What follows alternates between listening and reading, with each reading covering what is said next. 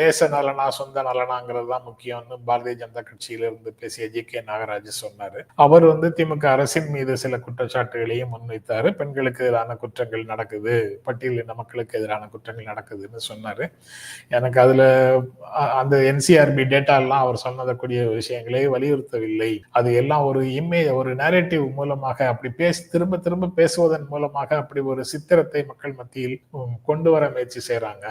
இந்திய அளவுல மாநிலங்களோட எல்லா மாநிலங்களோடும் ஒப்பிடும் போது உத்தரப்பிரதேசம், ராஜஸ்தான், மத்திய பிரதேசம், பீகார், மகாராஷ்டிரா இந்த மாநிலங்கள்ல பாஜக ஆட்சி நடத்தக்கூடிய இந்த மாநிலங்கள்ல இருக்கக்கூடிய அளவுக்கு பெண்களுக்கு எதிரான குற்றங்கள் இங்கு இல்லை, தமிழ்நாட்டுல இல்லை. அது தவிர தென் மாநிலங்கள்லயே அந்த மாதிரி இல்லை. அப்போ அதுக்கு என்ன காரணங்கிறது தீவிரமாக அவங்க தான் ஆராயணும். ஆனா இங்க அதை வச்சு பெரிய அளவுல பாலிடிக்ஸ் பண்றாங்க. அவ்வளவு. இங்கு நடக்கவே இல்லையா, நில்லா அப்படின்னு கேட்டீங்கன்னா நில்னு இங்க யாரும் சொல்லல. குற்றங்கள் நடக்குது, தனி மனிதர்கள் செய்யக்கூடிய குற்றங்கள் நடக்குது, அதற்கு உடனடியாக நடவடிக்கை எடுக்குது.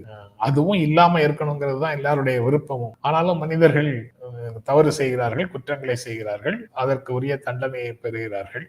குற்றம் பெற்றவர்களை விடுவிக்க சொல்லி எம்எல்ஏக்களும் அமைச்சர்களும் ஊர்வலம் போறது இல்லை. அந்த மாதிரி பல விஷயங்கள் இங்க நடக்கிறது இல்லைங்கிற அளவுல இது எவ்வளவோ பரவாயில்லை அப்படின்னு தான் சொல்ல வேண்டியது.